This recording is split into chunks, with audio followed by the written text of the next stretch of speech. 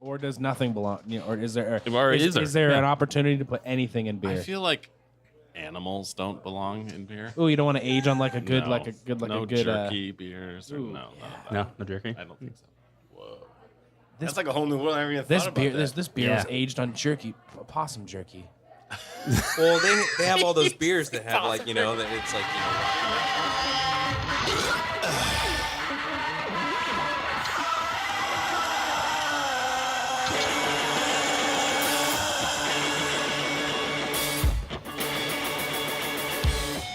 All right, guys, welcome to another episode of Hoppy Craftsmen. I'm Chris. I'm Nate. I'm Jeff. And today we are interviewing Borderlands Brewing, but we're not actually at Borderlands right now. No, we're at Tap and Bottle. They moved us. We are in the basement.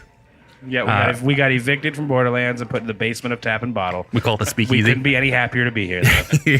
Yeah. Because they've got a ton of good beer on tap. So if go ahead and introduce yourselves, guys. Yeah. I'm Mike Malazzi. I'm the founder, one of the co-founders of Borderlands. Awesome. I'm Landon Swanson. I'm the head brewer at Borderlands. Perfect. Can Thanks you- for being here, guys. You explained to everybody kind of what you do at the brewery. Well, I like to joke as an owner, I mostly look at spreadsheets and clean toilets. But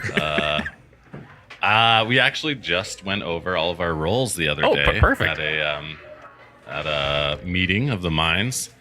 And I realized I'm doing a lot of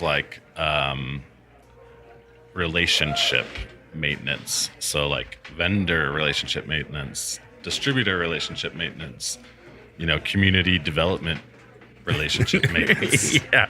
But also with the staff and other than that, just a lot of strategic planning for where we're going and Very cool. running to the bank and All the payroll, the all good good bank. stuff. Yeah. Fun All the stuff. really fun stuff about running a brewery. Yeah. Wow, yeah. Awesome. Landon? And, Landon.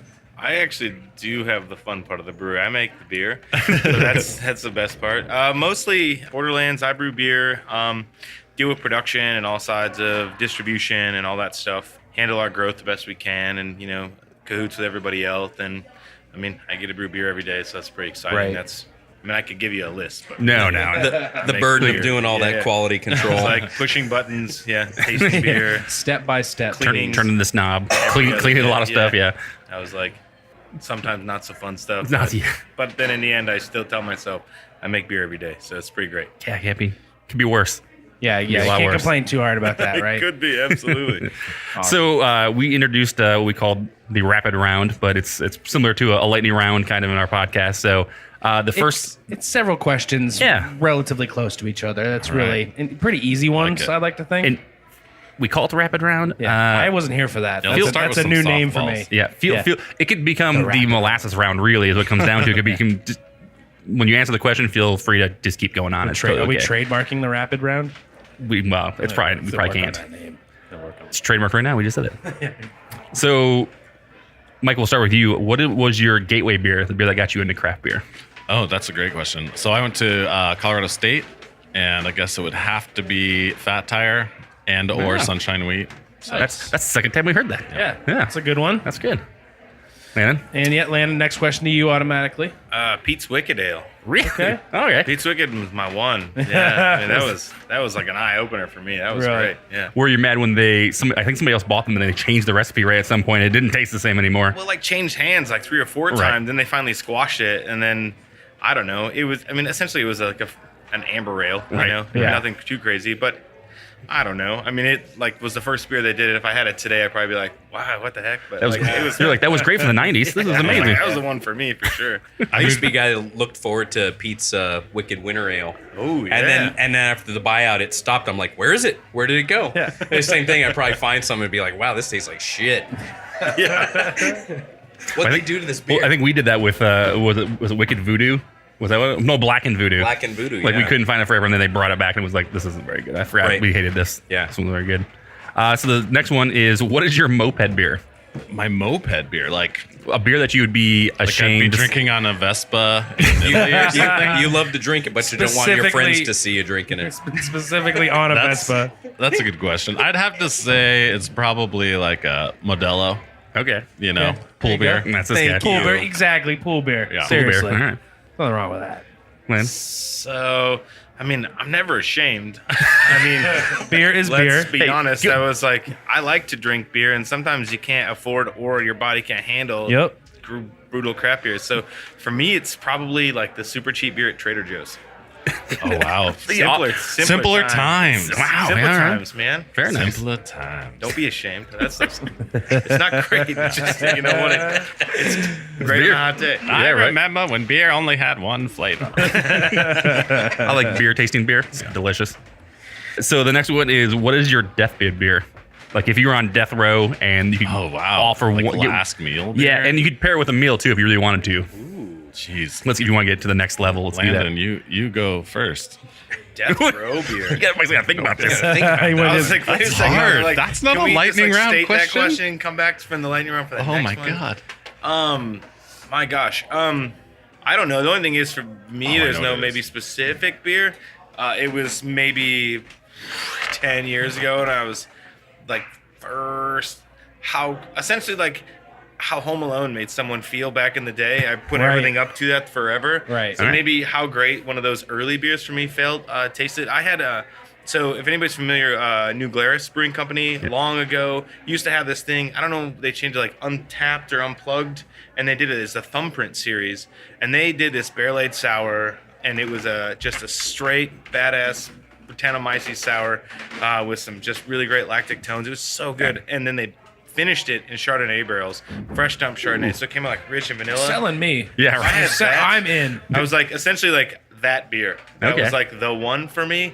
And I still I love sours and anything weird you can ever do to them. But like that one, That I don't one. know if it was the fact that it was like 10 years ago, but it was very good. I want to Right. have It's that a fairy happen tale. again later on. Yeah, exactly. I want to experience this. Nate just changed his fucking deathbed yeah, beer. this is sad for me now. I'm like, I want to go to there. No, yeah, in a little Swiss community in Wisconsin. Nice. Yeah, yeah. That's right. awesome. But yeah, for me, it's like that has to be the one. More of the Right. experience than the actual beer. That's perfect. I just realized what mine was. So after Colorado, I moved to Chicago for grad school, and I lived in this little like hipster neighborhood called Wicker Park. It's kind of on the near north side, and right in the heart of Wicker Park, there's this little pizzeria called Peace, and it's a brewery, so it's Peace Brewing, Oh, nice. and it was right across the street from the Real World House. Oh, All right. man. Okay. So that's the claim to fame. And they had this awesome beer called Baron Von Awesome. And I'm pretty sure I had a Appropriate MySpace name. post about it. But I think I deleted that account. That's but how good it was. it was just like, it was like the perfect blend of like subtle Belgian-y, like awesome, but also just like crushable. Okay. And I had some friends from Colorado visiting, and we just drank the shit out of Baron Von Awesome. Every time I great go there, I'm name, like, do you too. guys have Baron Von Awesome? So far, every time we do that, it just makes me want those beers really bad, and I know I won't be able to get them. Not at least not anytime Yeah. soon. Yeah. So, Well, I mean, and Sad. as I said, I Sounds actually good. listened to beer podcasts, and I stole this kind of idea from a Canadian beer podcast. you're not supposed to admit that. And they'll never listen to this. It's You're- fine. You're not supposed to But tell them that. they always talk about beers and talk to people actually in Canada that I'll never drink any of their beers, but I'm always like, that sounds amazing. I want that beer so bad now. Molson. No. No, okay. They all don't like Labatt's. most. Yeah. Labatt's Blue. It's delicious. Yeah, that must be it. Yeah. All right. Moosehead. So then the next one would be, what's a beer that you would decline under any circumstance? Oofta. Ooh. Like if you're at a barbecue and somebody's like, hey, Well, drink this. And I'd be like, I'm going to have water if instead. there is Oh, a man. beer. We the- went- If so, yeah. exists. Landon, A I couple mean, we don't want to put you in a Memorial rough days spot. ago, we went to San Carlos, Mexico, just for a little getaway. And there's this little tiny brew pub in San Carlos, and like the beers coming out of there were just really not good. I thought you were going to say, like, really quality choice. No. There's all right. really quality beers coming out of Sonora, just not that particular. Not that one. All right. So anything from that Fair. Yeah, perfect. Gosh, the thing for me is usually I can't imagine there wouldn't be a beer at a barbecue, because when you open a cooler, like somebody brought something. Right. Even if it's like one of the big guys that everybody hates, if like you want a beer real bad, you're probably gonna do it. The only thing for me is if it's like I was at a place and somebody handed me a beer that was just like crazy infected, and I was like too nice to try it. I'd be like, oh, that's real bad. Oh my gosh, what went wrong here, buddy? You don't have Band-Aids. the heart to tell them. Maybe having that on the second round, if they if they came with me to the same barbecue in a growler, I'd be Yeah. like, well, bro, maybe Let's I'm chill. gonna hold off. I got to drive, Right, But right. outside of that, like, I'll drink Sorry? if I'm in the mood. I'll pretty much take it. All right. Unless it's a nice beer. I'm driving, but we're at your house. Yeah. I'm still driving. I'm still driving. Yes, I got to get these guys out. Yeah. Somebody's got to give them a ride home. Oof, Just in case they need me. You walked here. Wait, what? So the next one is one thing that should never be in a beer. One ingredient. What doesn't belong? Yeah.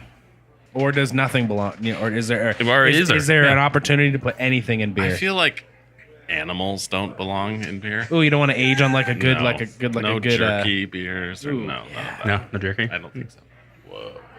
That's like a whole new world. I never even This thought beer, about that. this beer Yeah. is aged on jerky, possum jerky.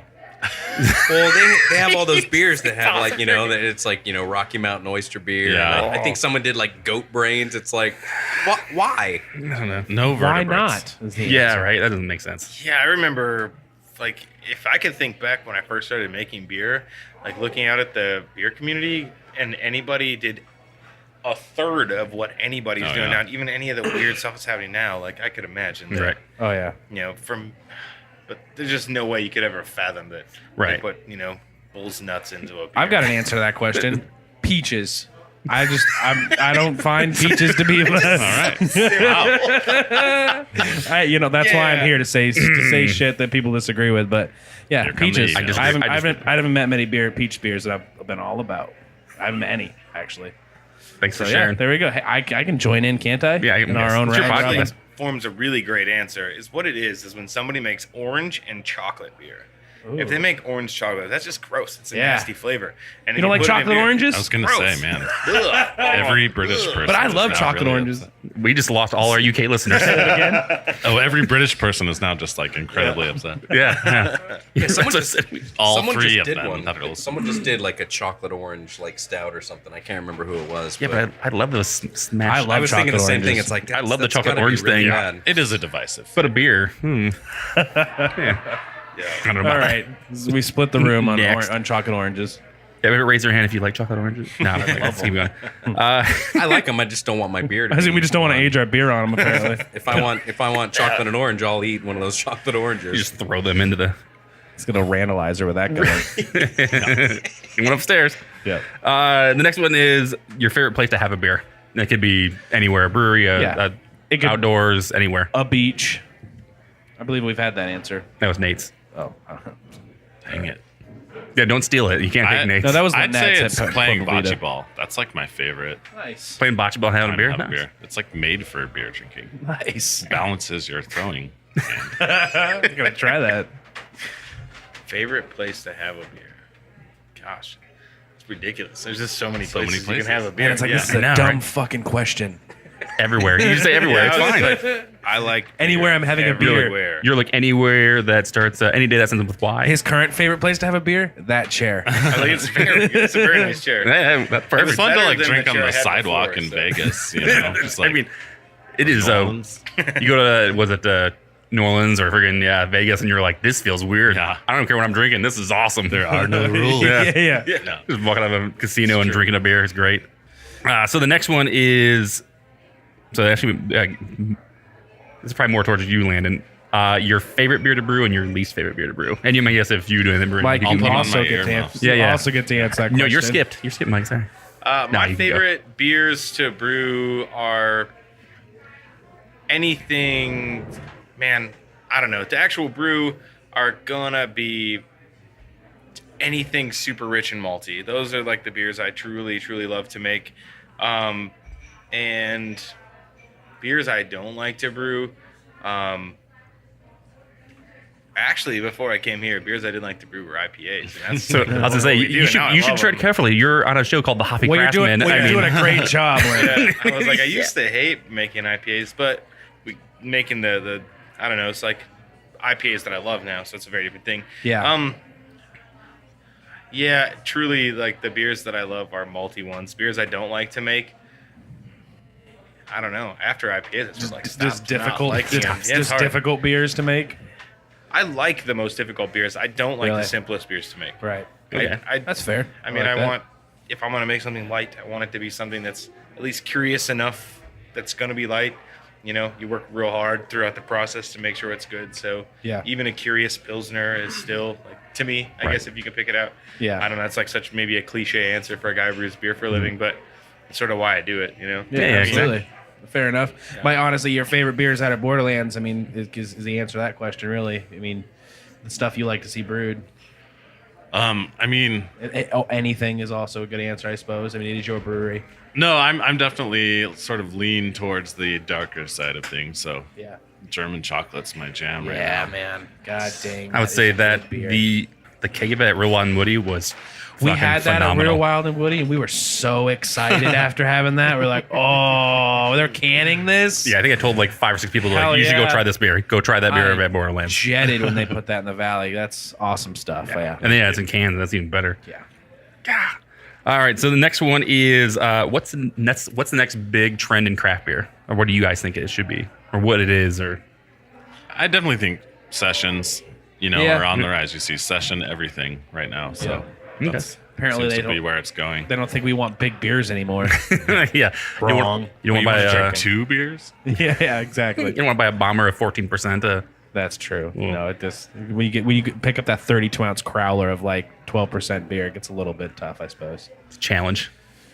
Yeah, I mean, I'm the exact same thing. I feel that it's like coming back to crushable. Like, used to be the Training Wheels beer is all that really existed, and then there was like really unique things, and now I think it's fully back to, crushable things that beer. are blonde in color and bigger volume packages, and like trying to catch a new facet of the craft world, Right. And so I think Absolutely. that's where it's going to be. But I mean, obviously the new adjuncty things are going to be continuing, like adjunct stouts and stuff, and hazy beers are crazy right now. But like those two things are not going to stop for a while. And Yeah. those session beers are going to sneak up behind and be like, Lagers. Yeah, we heard Yeah, lagers. exactly, Lagers is kind of a big thing we've been That hearing. seems to be the general theme as well with a lot of guys. Some table That's that beers. question. I mean, I think it's Belgian kind of beers. cool because, with all these session beers, it's really harder to hide any flaws. So it really kind of The flavor's showcases right there. the skill of the brewer. Absolutely. Well, I think people are saying that you can hide off flavors in an IPA like there's no tomorrow, right? But you start getting into some of these cleaner beers, and it's really, you can tell people when they actually are good at their job what they can do. So Yeah, absolutely. And speaking of beers we're drinking, we all have. we should talk about- most of us have a beer. Mike I does not have a I beer. might have had some car trouble on the way over here. So we'll skip him. I'm drinking this GPO, this Borderlands brew you guys just did. Can you tell me a little bit about Landon? I could tell you about how it tastes, but if you wouldn't mind telling me a little bit about the process for this beer yeah, so it's, and why you guys brewed it. yeah, so we brewed it with Gross Pine Out. That'll be quick and easy. Okay. It's a Tucson organization of a bunch of ladies that get together. Meeting above us right now. Yeah, there you Actually, are. Yeah. That's the noise. They're having an awesome time. It was just like a really great group of ladies to get together with, and they came and they helped us brew it on the brew day. We did it in the style of pina colada. Who knew that you needed a ton? We did a 10-barrel batch this beer.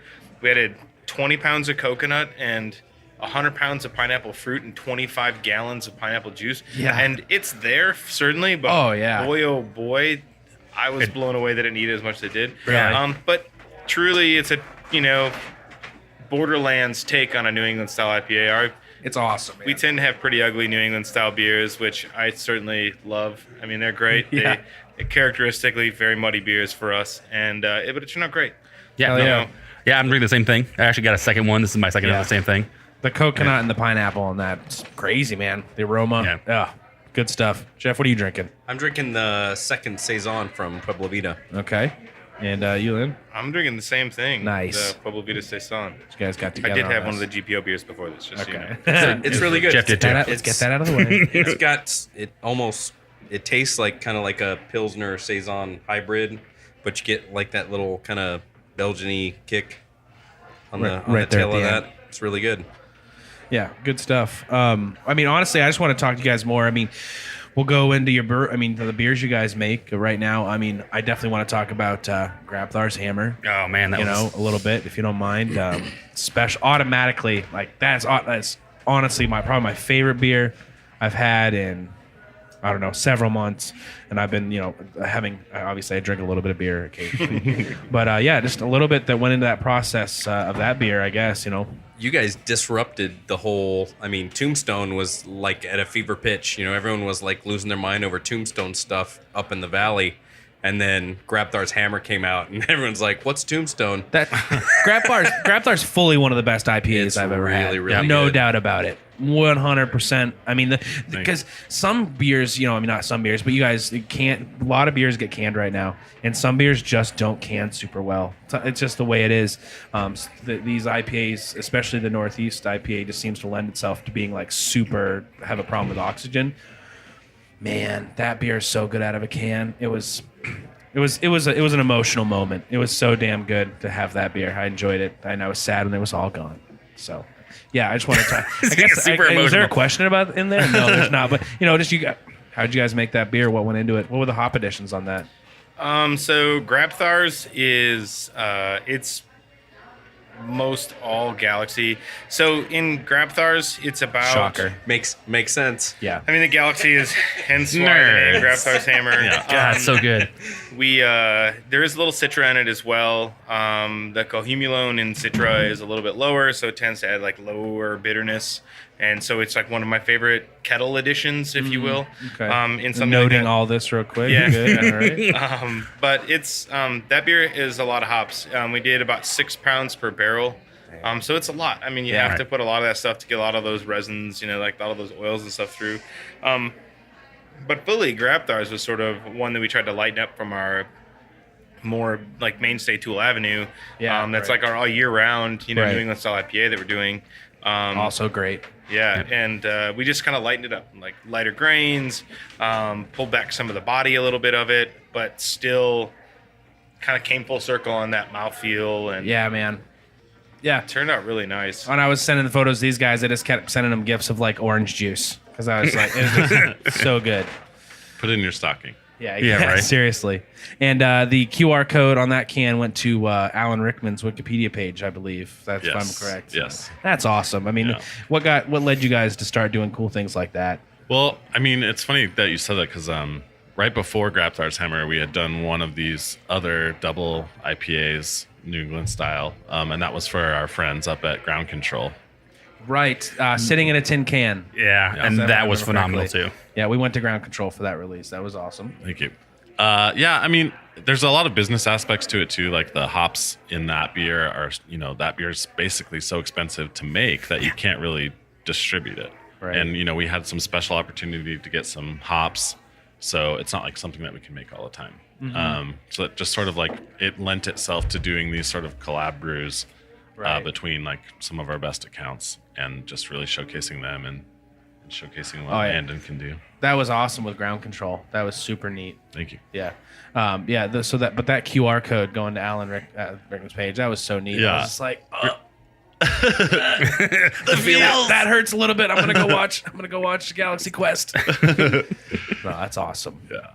So yeah, no, I mean, have you guys done that with all your cans so far? I know there's a QR code on just about on a few of them. So yeah, we realized that since we're not going to be distributing it, no one needs to scan it. Right. So then there was this weird empty space, and we are like, Alan Rickman's Wikipedia page. Perfect. Yeah. Nice. Go. All right. Well, cool. I wanted to get the story. I really hope that one of these times we'll go to Rickroll. You just get Rickrolled. You just Yeah, there Rickroll you go. everybody. Please do Perfect. that. That'd be the best thing ever. Make it look like it's going to be something really special. Yeah, no, that's awesome. The cool things like that are just really neat, and you don't know it going into. You're like, what the hell is this QR code going to do? And then you're like, oh, these guys are awesome. All right, these guys are cool. So I guess we probably should get into start with Mike here. Where did actually the idea or the thought from Borderlands come from, and then actually to how it is today? Like, how do we get to that point? Yeah. So looking back, I was probably incepted when I moved to Fort Collins. Okay. You're just a freshman drinking beer. And of course, in Fort Collins, we were drinking craft beer immediately, Yeah. even back in '97. I was going to say, Just make it up, dude. We're on a podcast. there's Nobody a knows. lot of good beer. There's a lot of good beer there around Yeah. that time. Yeah. So definitely, I'm definitely sure that's where the sort of like pipe dream, planted its. How we even think we could do this? Yeah. Yeah. And then my senior year, I actually took a QC position at Budweiser Oh, nice. because they have a brewery out there and they would hire science majors. That's awesome. Which was just like the most repetitive, most corporate, most terrible job ever. Chunk. And that's what actually made me decide to go to grad school in Chicago because I was like, I can make $20 an hour working the graveyard shift at Budweiser, or I could, spend my education doing something interesting. Right. So after grad school, I didn't know what I wanted to do. It was 2009. There was no jobs. Luckily, one of my professors had just gotten a position at the U of A and the VA here. Okay. So I moved out with her. She needed to hire someone. So I moved out here. Didn't know anybody. My sister was like, "Oh, remember my best friend Brooke?" And I was like, "Yeah." She's like, "Well, she just finished the Peace Corps and she's doing her master's in public health out there." I'm like, "Sweet, I sort of know someone." And the Peace Corps kids would all play kickball every Monday in the park. And that's where I met my business partner, Miles. Awesome. And we started homebrewing together. And the rest, as they say, History. It's history. History. Yeah, I mean, it's funny that, and even back then, like, think about today, people have like social media and Facebook and be like, oh, they'll send them your stuff. And you're like, I guess back then you're like, I'm just going to go to a kickball game and hang out with some people, I guess. Dude, it's so weird because it's so weird to think about the impact of social media. I gave this talk for Local First a couple years ago, and I was able to go back to the kickball game I met Miles at and had a picture. I was like, this is uncomfortable. Right.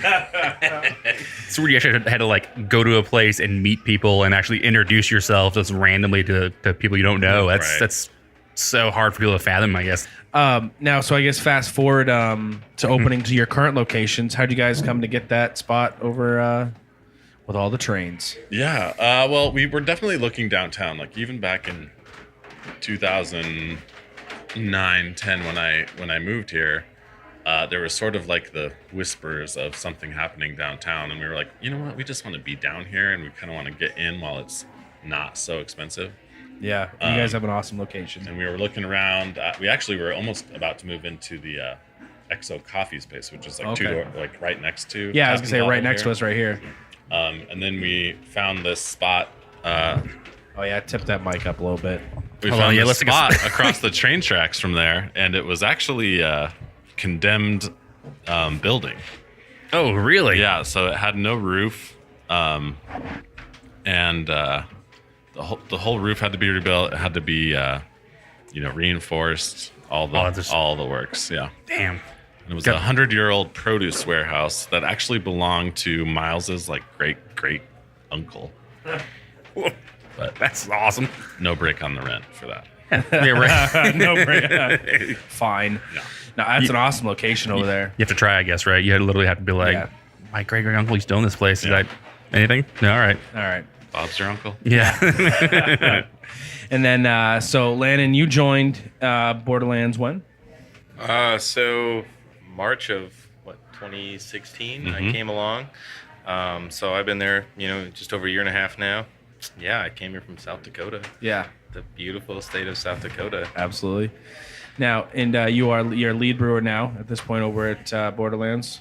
Yeah, yep. I'm the head brewer. I sort of manage all production and that kind of stuff over there. And yeah, I mean, we're still a relatively small brewery, so pretty small staff over there. But yeah, no, I kind of run what goes on over there, behind the steel cage where we make beer. So Yeah, absolutely. And we do want to get into a little bit of your history as well. I don't know if we want to take a quick break real quick. Yeah, let's do that. All right, perfect, guys. We'll be right back.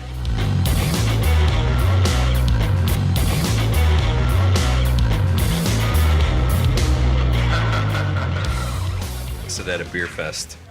You're right. true. Yeah, she's super nice. So yeah, thank you for getting us all. yeah. Yeah, sorry. Super It's, cool. last minute. No, it's awesome.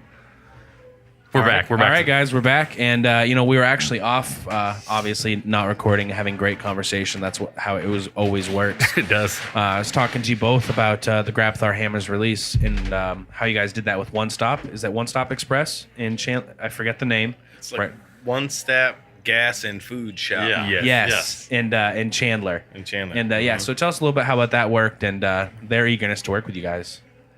So we worked with so the gentleman's name who owns the place is Simmer. Simmer kind of approached me, and I knew him from like doing some sales calls up in Phoenix and stuff. And he just approached us about seeing what he could do to try and get, like a collaboration going, something that it would be kind of unique. He's really stepped up his craft beer game, and he's got a really great selection. Great and spot over some there. good stuff. Yeah. And so he just approached us, and I approached the rest of the ownership team and management team, and we kind of talked and thought it would be cool to try something. We had a lot of Galaxy hops around, so we're like, let's give it a whirl. Yeah, and obviously Grabthars came out of that, and that was amazing. And I gotta like that. I'll be honest, I like that it didn't get split up when it hit the valley, because it made it easier. I'll be honest, it made it easier to get it.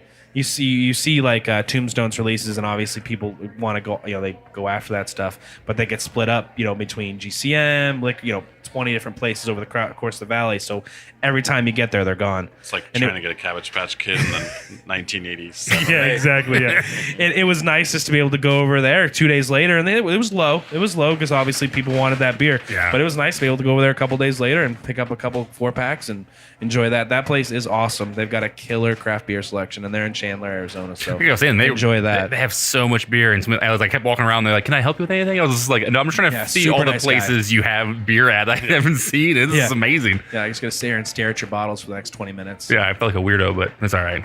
That's normal. So we were talking a little bit about our backgrounds, and Landon, I want to get into you used to own a brewery. Not our backgrounds. Yeah, Landon's no one backgrounds. gives a shit about Nobody what cares about us. we talk about beer. But yeah, you had a brewery in South Dakota as well. Yeah, I did. Before you came out here, you made sausage as well with your wife. Was, yes. I don't know Right. what you're doing here, Wonderful but wife, Erica. that's Yeah, fine. So I had a place that we opened in 2011. It was Bitter Esther's Brew House. Bitter Esther's was a little tiny place in the Black Hills of South Dakota, in a really tiny town of 1,500, 1,800 people, depending on the time of year, I guess. A little tourist town. We opened up a mostly farmhouse ale, barrel-aged saisons, and some English session ales was the bulk of what we did.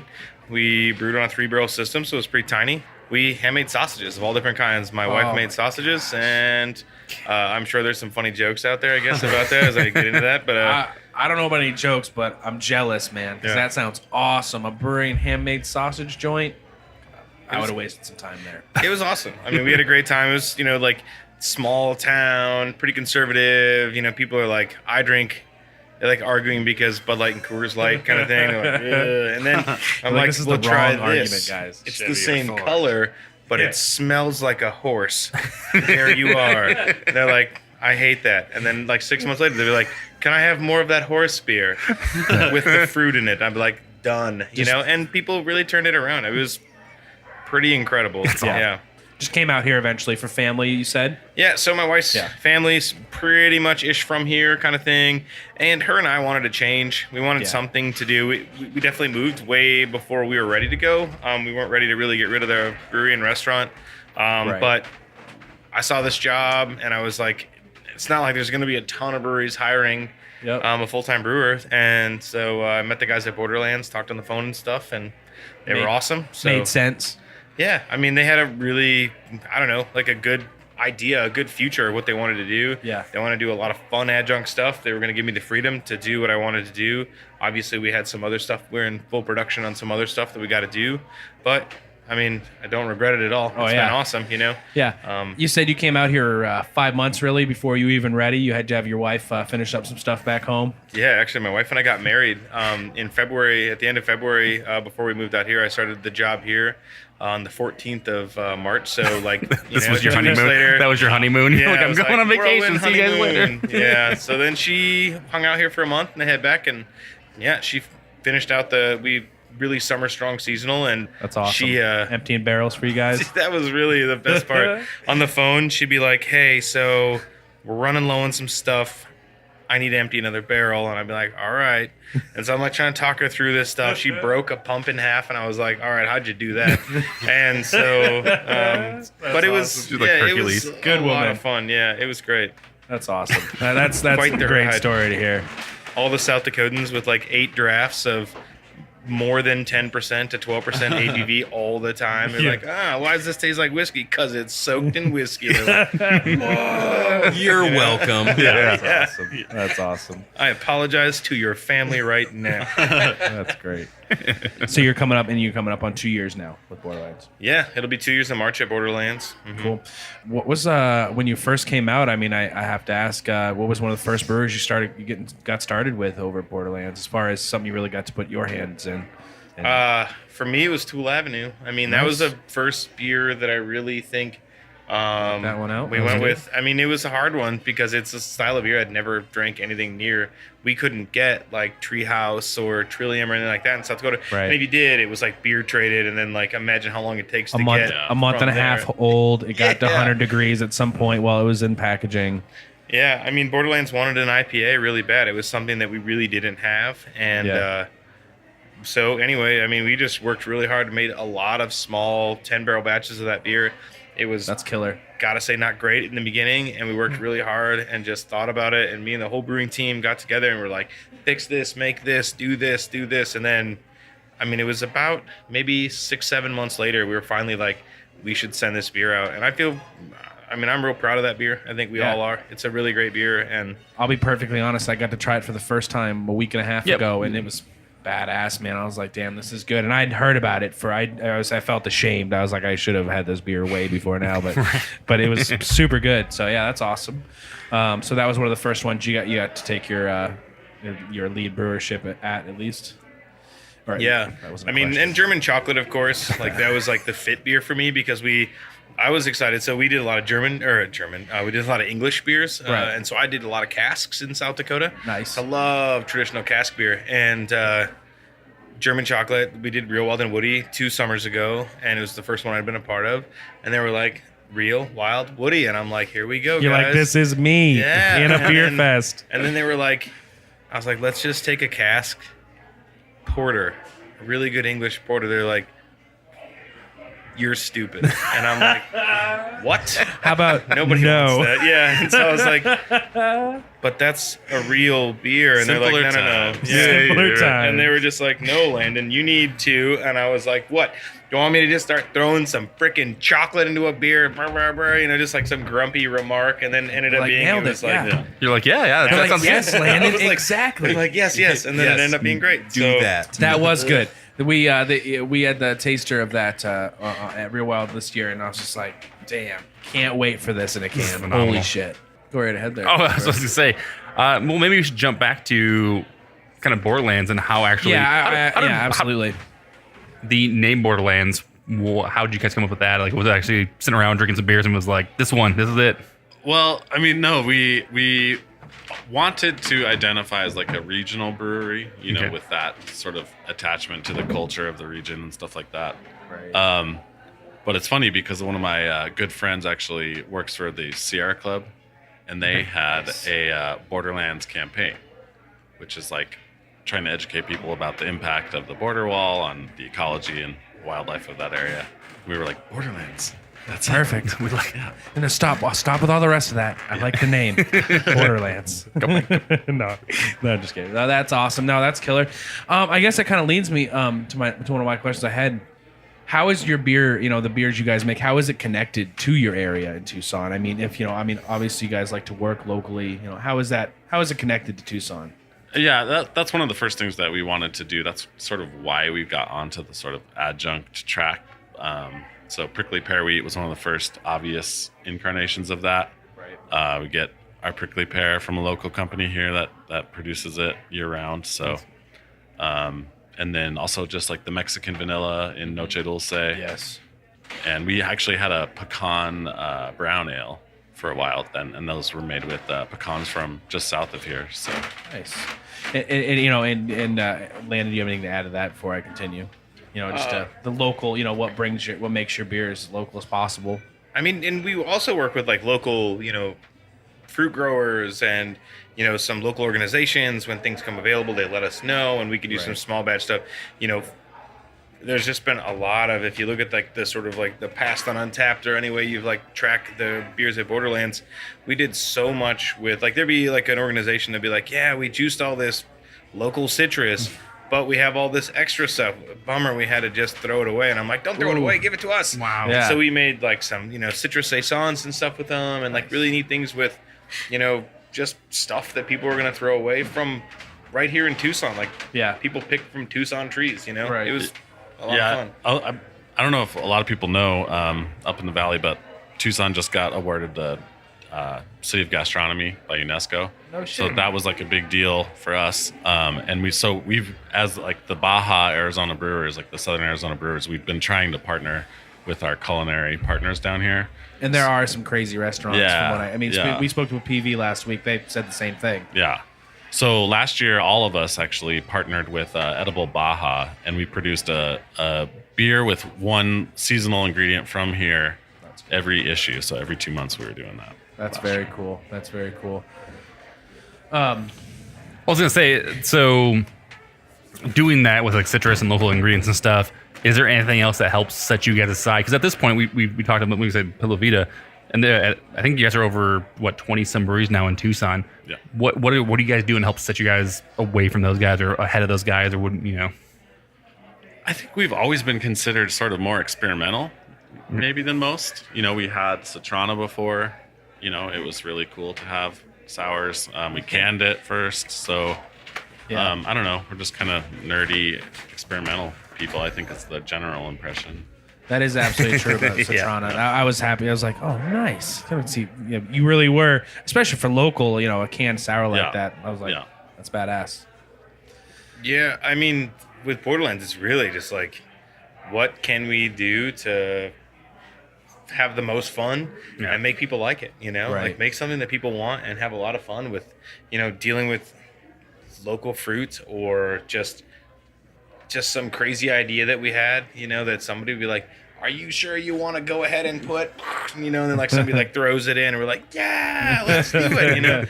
And so we just really try to have the most fun we possibly can, and make sure that we're a part of the community and include them in what we do. And we all love Tucson. I mean, especially like the guys who own the place, they're really big into it. And just to be, community oriented people who utilize what grows right here and just have an awesome time doing it. What excites you most so far about brewing in Tucson? I mean, and where it's at right now. I mean, is it the collaborations with the people? Is it the beer itself that's coming out? What excites you guys most about it? I mean, is it just go from there? I think it's just the sense of community that's down here. Like there's definitely that sense of community throughout the beer scene in the state. But I think it's definitely, above and beyond down here. Like everyone knows each other. Down here, yeah, for sure. everyone helps each other out. I mean, that's during the break, I was talking with Rebecca here, and she showed me the map of like the downtown area and all the places that are so close. And that's one thing that we lack in the Valley for sure is proximity to other great breweries is just not there. Like you have to get in a car or an Uber and just go to a destination, where here is like, I'm gonna park, I'm gonna go to like a handful of places down here. Yeah. That's amazing. That's Right. it's Oh yeah, awesome. and it's badass that everybody's got a little. This is the map. That we were like, does such and such have food? And, we were Instantly, Lynette boom. from PV were like, Right. here's a sign. They don't have food. It's like we kind of mentioned, when I were talking to Pueblo Vita, I'm from here, and you go to Phoenix, and Phoenix, like fifth largest city in the United States. There's a lot of sprawl, so yeah, you can't really do like a brewery crawl. Yeah. You can. You just need a designated driver. There'd be a lot of Uber or a lot of Didi, and Tucson. Tucson still has that mom and pop feel. That kind of like small town artisanal feel. You guys, we could literally walk to your brewery from here. Pueblo Vita's right there, Thunder Canyon. There's so many things that are so close, which is so cool. And I love Phoenix. I love living in Phoenix. But again, we've got so much of that sprawl to where there's a lot more logistically you have to put into doing like a crawl. Otherwise, it's like just go here, deal with it, and then Get one of those. home. Get one of those big bikes with like 17 people. Like go ahead and move it along. Yeah. We have one of those here. Oh, perfect. Okay, never mind. Never mind. Then beat us to it again. Arizona Brewery Tours. That's up there. That's Landon, you've been here for 2 years. What's exciting you most about brewing beer in Tucson? I came here from a little tiny place, and it's learning, being able to, this is what I love to do every day. So like being able to lean on the beer community in Tucson so much. Like the guys at Dragoon, you know, Kyle from PV, you know, I mean, that's just to name a couple, like, but all the guys, you know, over Sentinel Peak, and if it's not, you know, there's just so many, the like in Crooked Tooth and all these breweries, like if I have a problem, I send them a message, or they're like, come over, man, help me out. Yeah. And they're like, absolutely. I mean, like, people borrow us very big pieces of equipment, you know? I mean, they're like, here's $20,000 a machine. Operate that until yours shows up. I mean, it's just, it's unheard of. And I don't know. Never lived in Phoenix, so I'm not sure. Yeah. I'm sure. But those are the there's some stories we awesome hear. guys there. Yeah, I mean, like, those are the stories we hear too. exactly. We've collabed with some guys up there and done some really great things. And just that community that is in, like, Tucson beer and Arizona beer, you know, to be perfectly honest. I mean, and I got to brew beer in Mexico with a really awesome brewery, Buki Bichi down there. We've done 2 collaborations with them. One with Oso, at Oso, with Borderlands Oso and Buki Bichi. We released a Chiltepin Saison. And we also brewed down there, and we did a Berliner Weiss with those guys on there. And Don't forget Beer Without Borders. oh, and Beer Without Borders. So 3. I guess 3, because 2 in Mexico, 1 here. Perfect. So a lot. It was So a lot, So yeah. that would have never happened in South Dakota. So, I mean, it's just, it's really awesome community, and it makes it worthwhile. That's humbling. It's great. Yeah, that's awesome. It's great to hear. I'm waiting for the elephant upstairs to stop trampling. That's rude. No, honestly, I'm super excited to be here at Tap and Bottle. Their can and bottle list upstairs. I mean, damn, they got a great selection of phenomenal. beer here. It's crazy. Yeah. I was gonna say, so what was one of the, or some of the biggest challenges about actually opening a brewery up? Like, I mean, that's probably What did you fight to open Borderlands? Yeah. Right. Well, you know, not being from a business background, it just seemed like a crazy, totally insane idea. And the fact that people wanted to invest, and I was like, I don't know anything about running a business. You're like, keep your money. Don't Yeah. do that. Yeah. You're trying to talk people out of. I think there's investment? two big things. One is like getting used to how much money it takes, because that's like such a daunting thing when you're not used to having any money at all. Seeing that kind of money fly around. Yeah, and then feeling responsible for it. Being in charge of it. Yeah.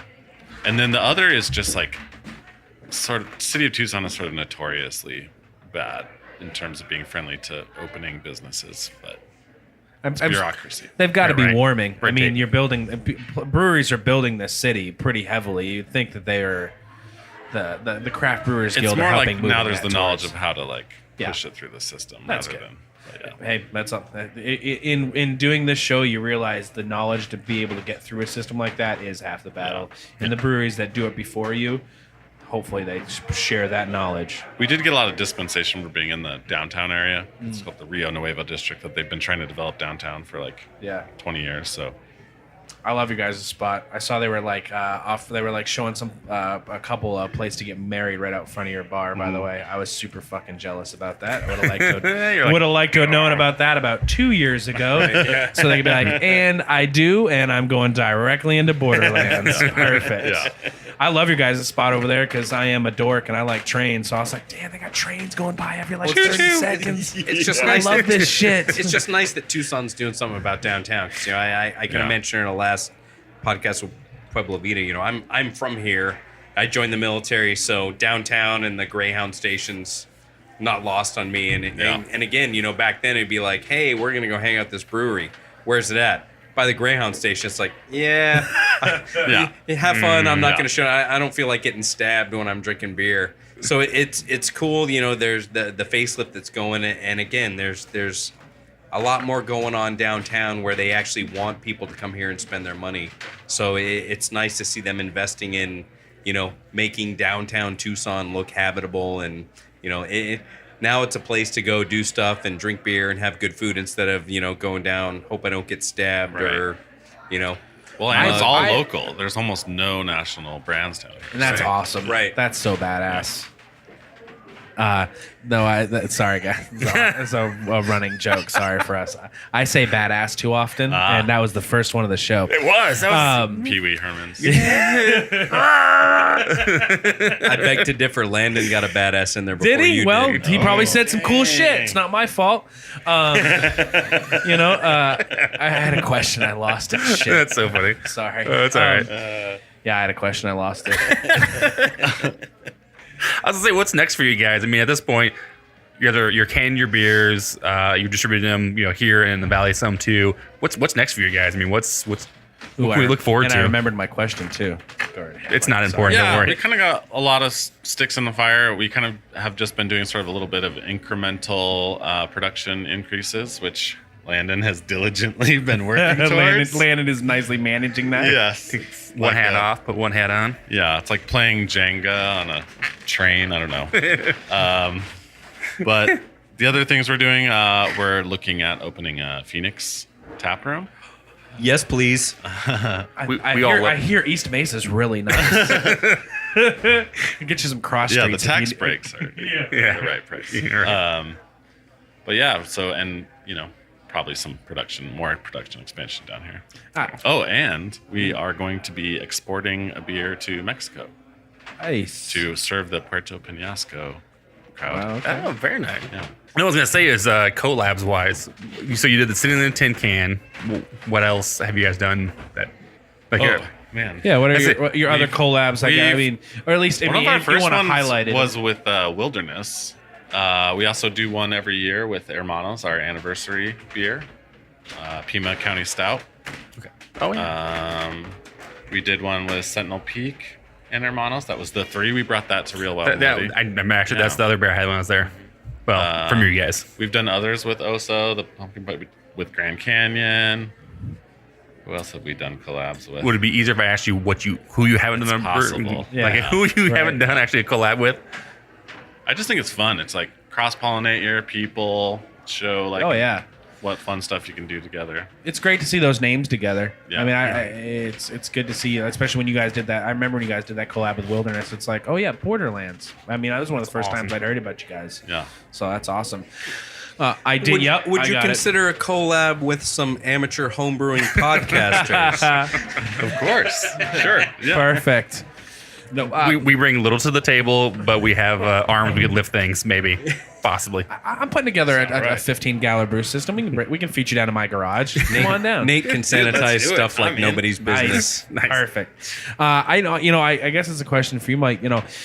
We always hear about the struggles in opening a brewery, and then I imagine there's that moment where it's like, oh shit, we're actually about to do this. Where this is becoming real, and I just kind of curious about that story for Borderlands, if there was one, or if it was just perfect from the start. I think it was getting the first big chunk of change in investment. Yeah. And you were like, oh, now it's real. People are serious Yeah, about getting yeah. involved. And it was actually one of our friends who's a retired teacher, and he gave us $10K, Nice. and that made us look a lot more serious to Right. other investors. And, Yeah. You're like, this is real. People believe in us. Yeah. We got to make this happen. We have to make this happen. That's awesome. Yeah. Yeah, it's just one of those questions. I mean, there's always seems to be that moment for all these breweries, whether they opened with $2 in the till when they finally opened up, or whenever they got the place where they were going to be. So Yeah. it's interesting to hear. So you guys do any beer dinners at all? You guys actually go out into like you said, you're talking about Tucson being a kind of a foodie community. You guys actually reach out to them and pair them up? Yeah, we've done some with Blanco tacos up in the foothills. I think that's a Fox concept, if I'm not mistaken. Yep, we got those up in Phoenix. Good stuff. We've done some with Zona 78, just other joints down here. It's a challenge, actually, because it's hard to make that price right.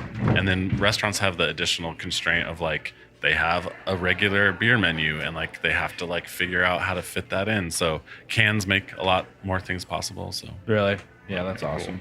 I mean, do you actually do something at your brewery yourself and you bring people in to actually cater it, or do you actually? we've always actually go out? toyed with the idea of doing a pop-up beer dinner Yeah. at Borderlands, with a food truck or a catering. We did a tamale, Tucson Tamale Company pairing. That was a lot of fun. So Girl Scout cookie pairings. It is interesting to hear about the how.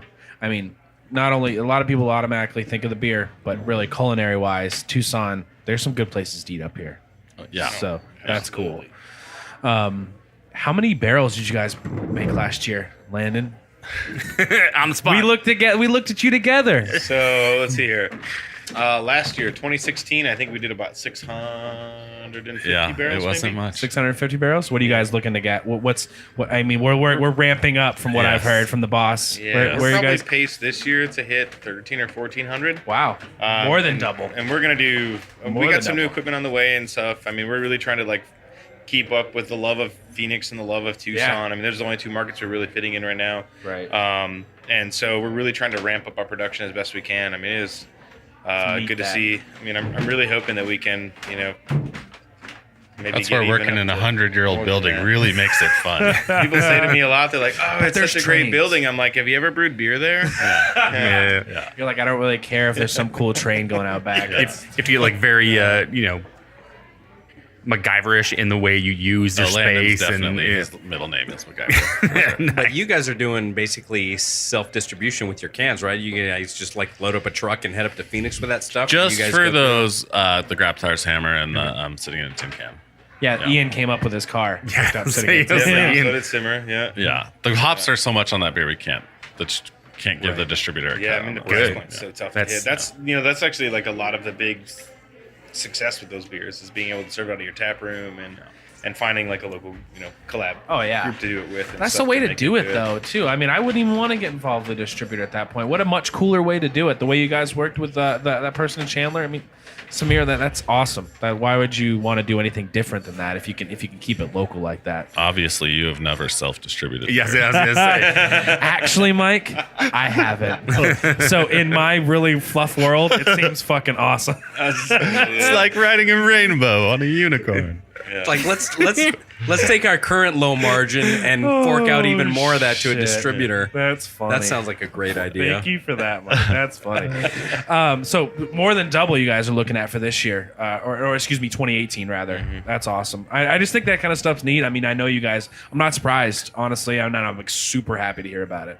Like I said, I mean, there's a lot More of like beer, please. beer nerds. So, what is your current brewing capacity? So we've got a 20 barrel brew house. What's my current capacity? I think that we won't say like I have no clue right now. Yeah, okay. See, I We mean, have to it's give it a- really like it's a little podcast. boiler breakdown this Yeah, week, yeah. or like just like lots of struggles with it. I mean, I really think that in the space we're in, we could probably max out over 2,000 barrels or something in that little space. But we got a 20 barrel brew house, so Right. once we start to move into new production facilities, and kind of work on changing our production schedule and stuff like that, we'll be able to make a whole lot more beer. We've got a heck of a brew house. It's a really great system.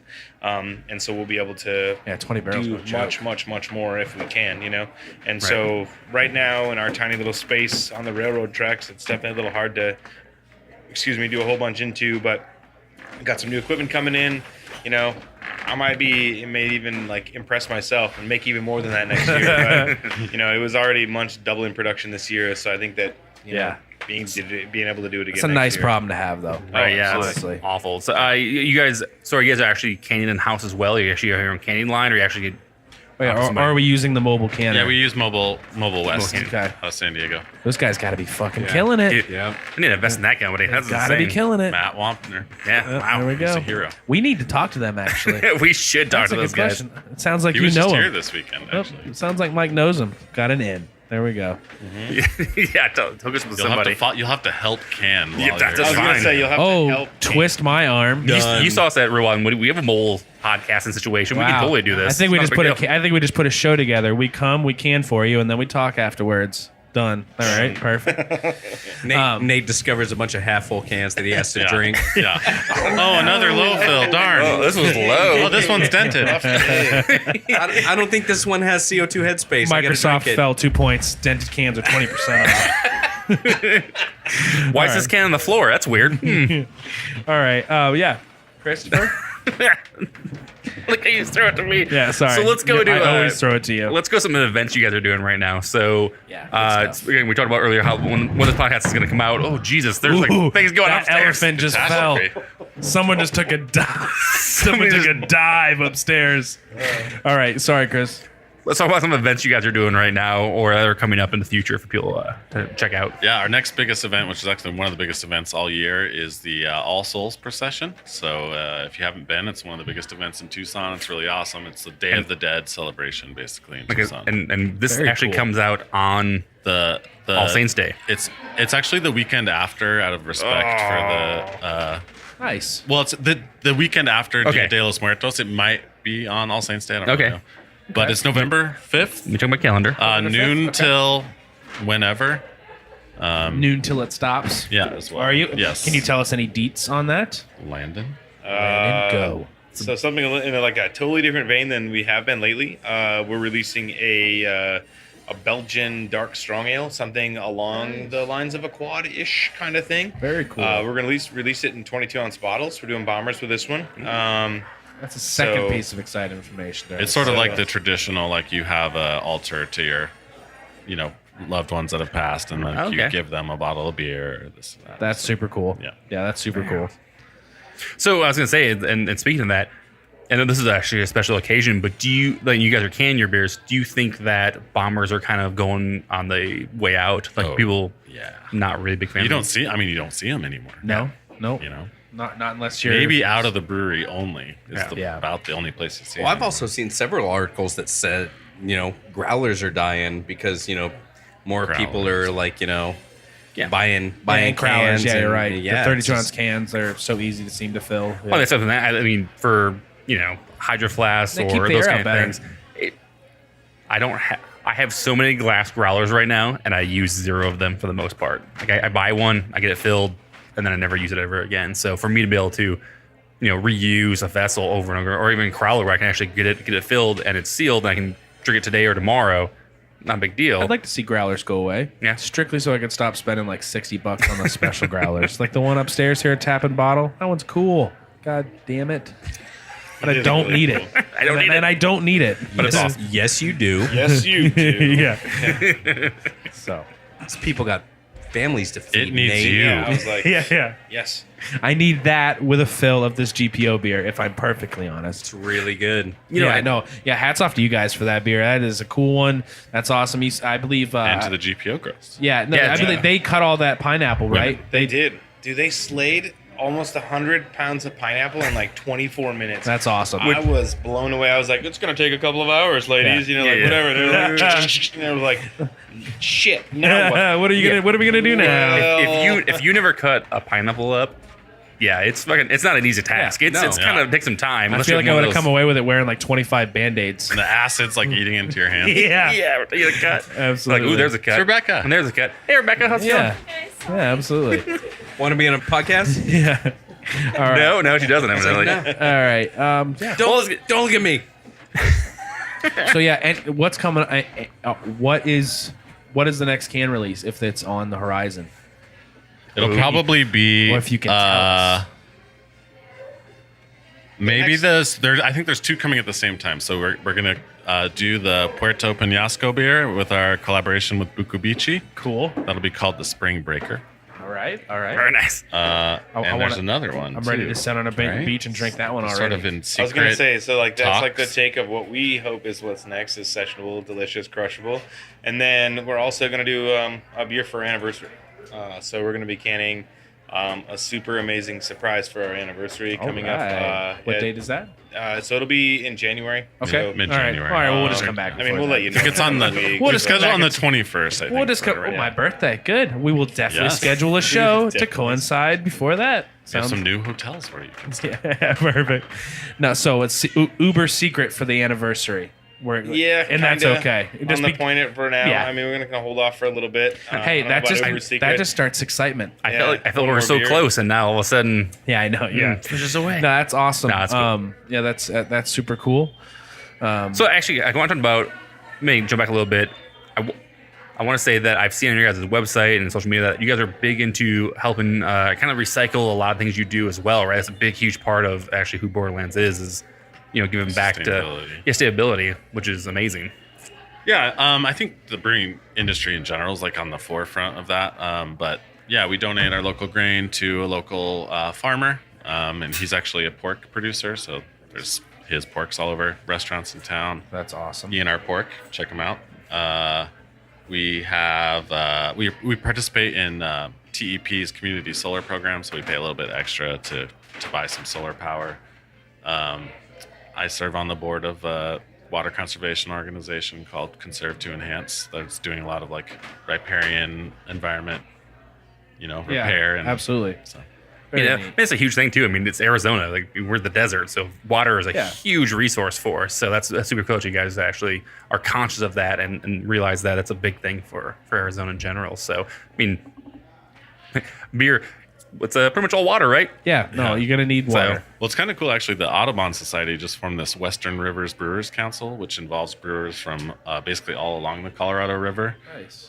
Because it's a pretty serious situation with water. If anyone's interested in looking into it, you should. Yeah. Tell us a little bit, honestly. Yeah. So the Colorado River water is allocated to the entire watershed, which is like California, Nevada, Arizona. And it's allocated to each state based on a treaty which measured the water level of the river in like a wet year. It's overestimating the amount of water, and at current population growth, it'll be there won't be enough water in like 50 years, which is a pretty short amount of time. Yeah. So especially when we're brewing with what we got. Right. So not for us, but for our kids. We're kind of fucked it up for them. Perfect. I mean, the first thing they'll cut off is 50 years. Hopefully, that's a but, problem for me. Shit. Yeah. We don't need the food. Say that again. First part. The first thing based on the treaties that will not get water is agriculture, which is like the economy of California. Yeah, and like it's pretty. Well, like cotton in general in Arizona is huge, so that's going to be null and void. So good luck getting your Hanes t-shirts the anymore. opportunity to be honestly So a great if it's issue. yellow, let it mellow. I mean, and brewing itself is a really tough industry with water because it's still 6 to 1. I mean, it takes 6 gallons of water to make 1 gallon of beer. And so that's real, and the people who do don't it tell better, people that. you gotta tell people Yeah, that. you That's do, the thing, you do. because You're then right. when people realize that they take the best steps they can, like at Borderlands, we do the best we possibly can with what we have. We recirculate our cooling water, the best we can. Other people can do other things to make that work. And so as long as people realize that it's a real thing, we're kind of going through water much quicker than we're actually finding ways to have snow melt to get to us, so it's just one of those things that as long as people become aware of it, the beer business is like fun and family and people care about things.